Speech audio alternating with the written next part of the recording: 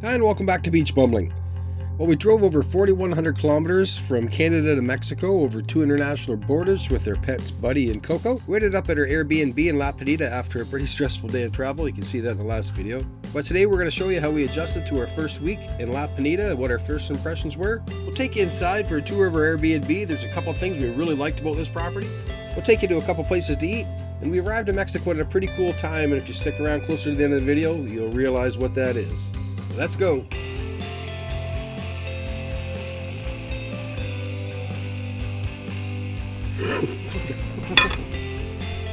Hey, just a note, if you're ever in Mexico and you've never been there before, you're gonna go through a couple of days of getting acclimated.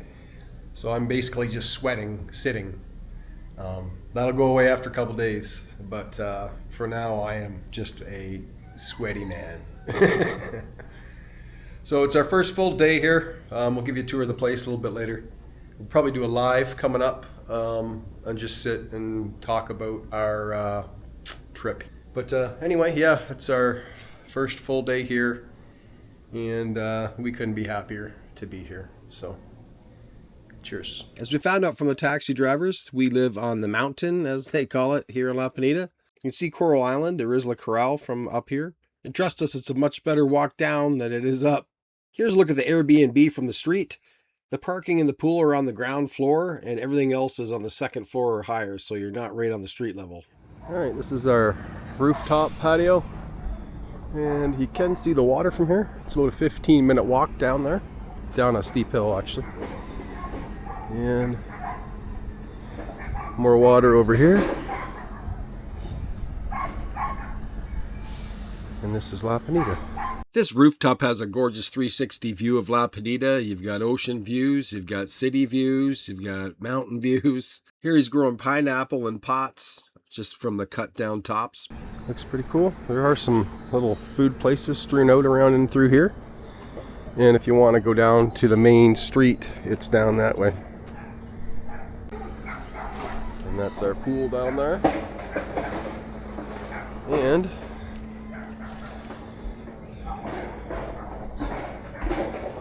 this is all our space here. All that outdoor space. I'll show you down here. Little Zen garden down there. It's going to take a little bit of time to get used to the dogs barking and things like that. We knew that was a thing here. It's not a big deal. And roosters. Roosters. I don't think that one shut up all fucking night. Anyway, we'll get used to it. What else is going on? We got laundry.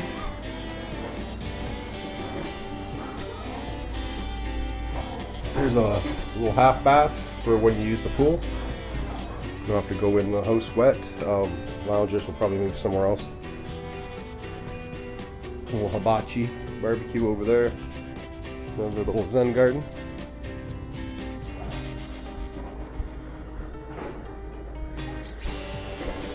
Palm trees, you gotta love that. Cactus. Got a lot of plants around here, it's pretty nice.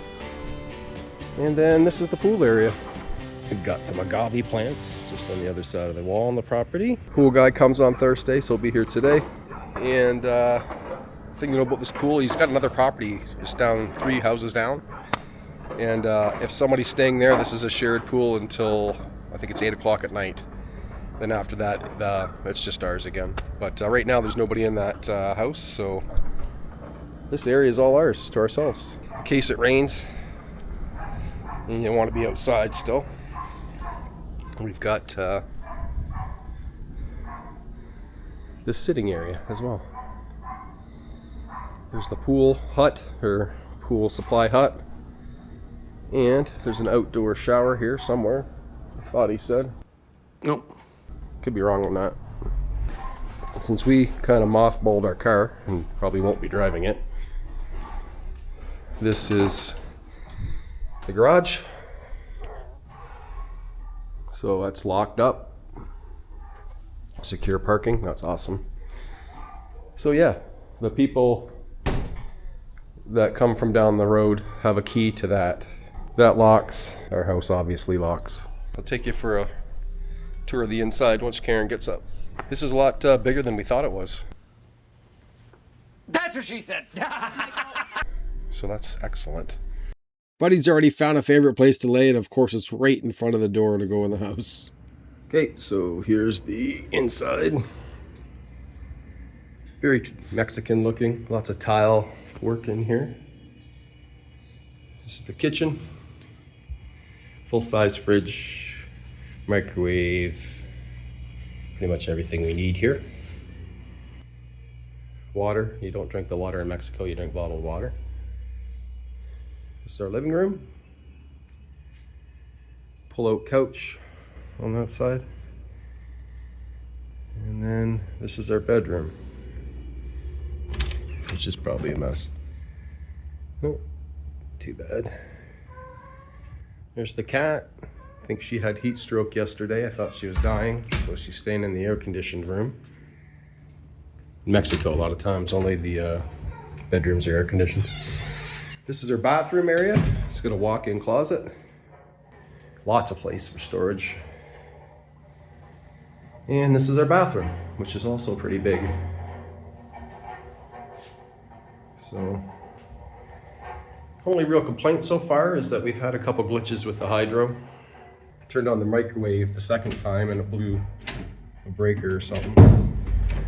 And then I didn't know which one it was. It was actually out by the road. So now that we know where to flip it, it's not too bad. That's our place. Today's October 31st, and this is pretty much how we spent the whole day, just lounging around the pool, relaxing. It was such a long drive. We just needed some time to decompress.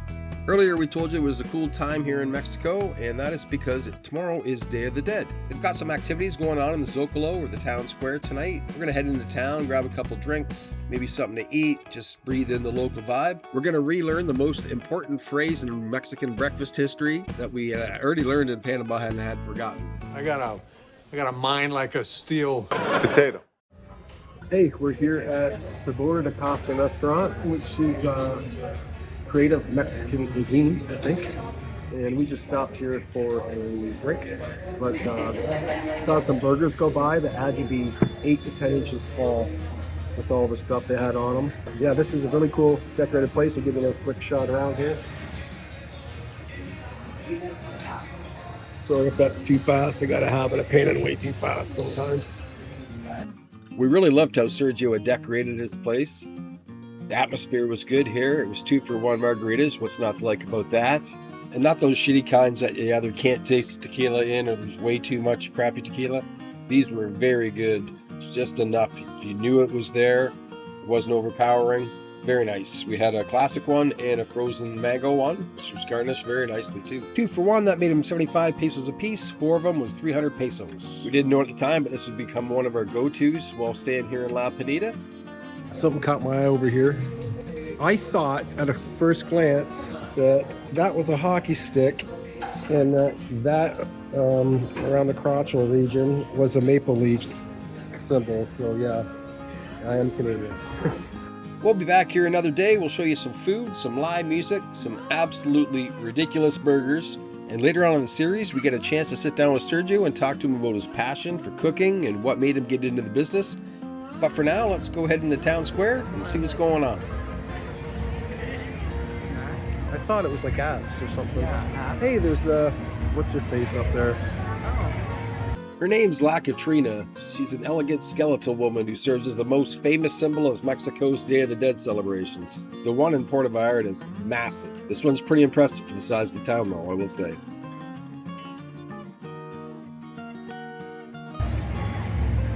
A lot of people out tonight, eh? Chicharron. As we walked around the Zocalo, you just couldn't help but feel a sense of community. Everybody seemed to be having a great time. Kids were having a blast. Adults were having fun watching the kids have a blast. We went over to Oxo, grabbed a couple drinks, and just kind of hung out here for a while and just soaked it all in.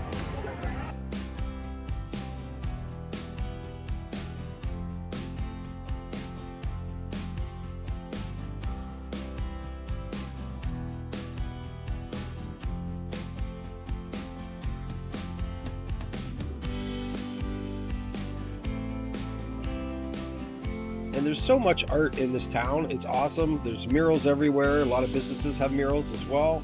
If you watch our channel, you know that's something that we just love. Several amazing murals later. So we went to find a place to eat that was on the way back to our Airbnb. Right up by Highway 200, there's a place called La Tertulia. That's where we went tonight, where you get some good food, some great service, and some free Spanish lessons. Sometimes after you've had a couple of good margaritas, you think you're speaking the local language, but you're not. This was one of those cases. We mispronounced a lot, but whenever we looked over at tequila, all it said was, "Pronunciation very good." Then when we weren't looking, it would laugh and do this behind our back. They've got pizza, wings, nachos, hamburgers, paninis. That's what we got. They got salads, pasta, sushi, 14 different wing sauces, I think. There's a small but tasty dessert section there. A bunch of different drinks you can get with or without alcohol. Decoration's kind of kitschy, it's kind of neat. And the staff is very nice. All right, this is a chicken, bacon, and cheese panini, and Karen's got a caprese salad kind of panini and a side salad. Has manchego cheese on it.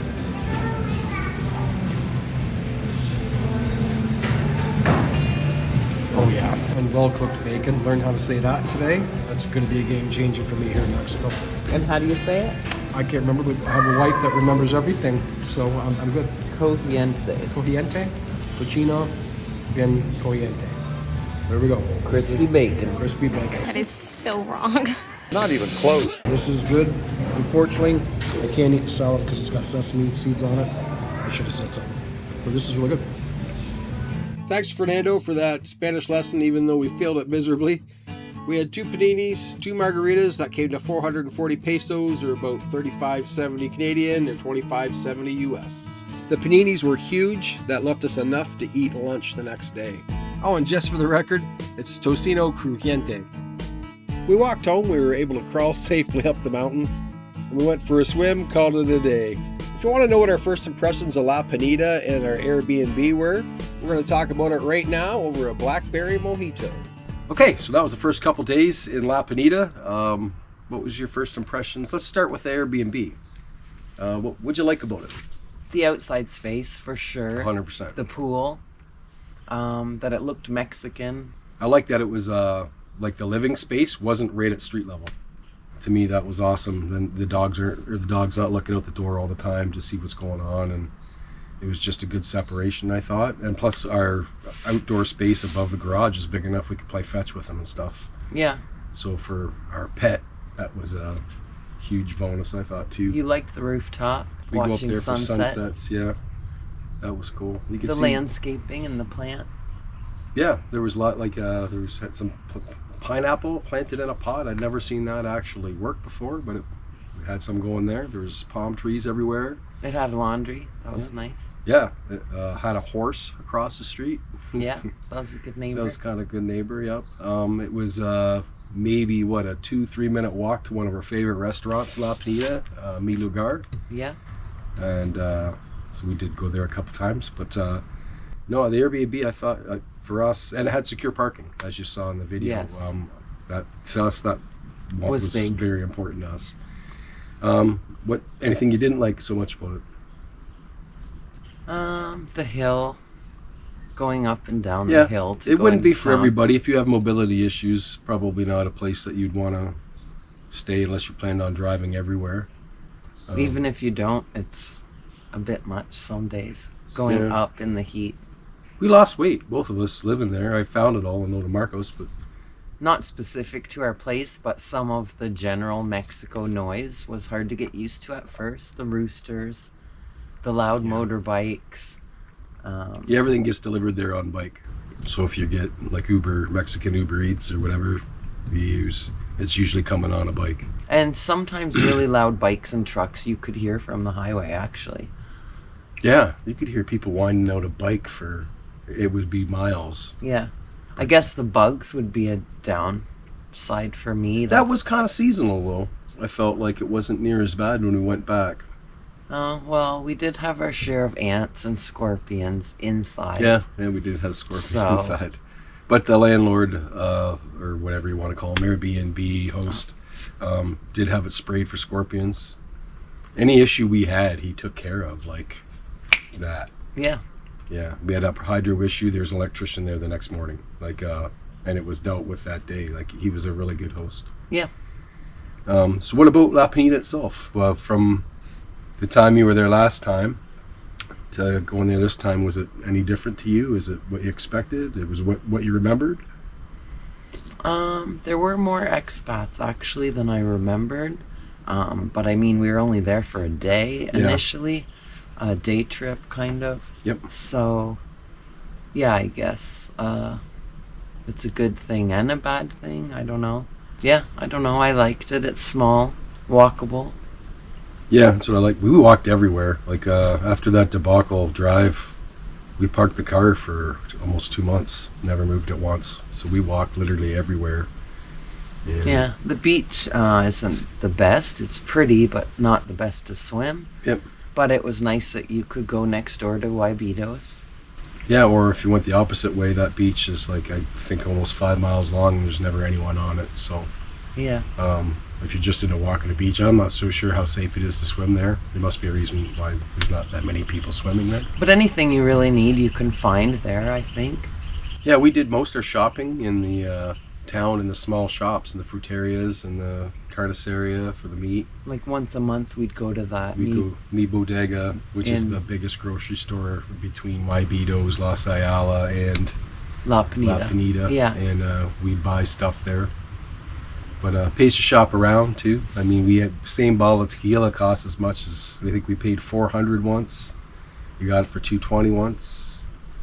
So it just pays to look around. You get to know that the more that you stay in the place or that Yeah. you're at it. But no, I think as safety wise, what you feel? Because we walked home at night quite a bit. Yeah, I wouldn't walk home at night past 11 probably without you, but in general, I felt safe. Definitely during the day, I would feel safe to go into town on my own and back. Yep. Or even our neighborhood, like up the hill, seemed safe. I don't know. People were nice. Yeah. To us. I lost my phone at one point, and some nice young gentleman Yeah, it was brought like it back to me. First week. Yeah. Yeah. So, yeah, in general, we didn't have any No, issues good with vibes. safety.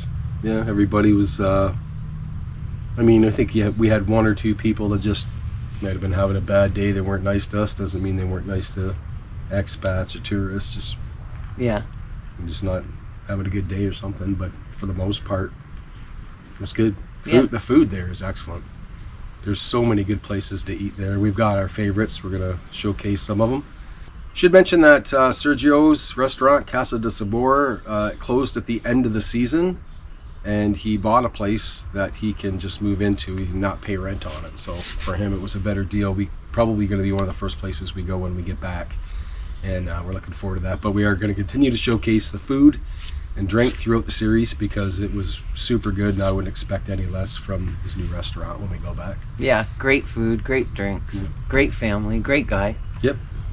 Like you said, though, a lot of good places to eat, whether you're an expat eating with other expats or you're going to eat local food. You're going to have no shortage of places to eat here in the next couple towns. Yeah, so overall vibe, I really liked it there, and I didn't even pick this as one of our stops, and I really, really liked it. Yep, I really liked it too. I think the animals did too. Oh yeah, it took them maybe, I think the dog took a little bit longer. Me and Buddy took longer Yeah. to acclimate than Eric and Coco, I think, for sure. Yeah, but we got there at the end of October, and it was still hot and humid, like super humid. It was, when that one night we got there, I think it was 28 or 29 at 10 o'clock at night. Yeah, and coming from like 8 at night, it was a bit much at first. Yeah, I would just sit there. Like we said, we just sit there and sweat. I mean, when you go there for a week, you probably don't notice it as much because you're going there in high season. I don't think it's near as humid.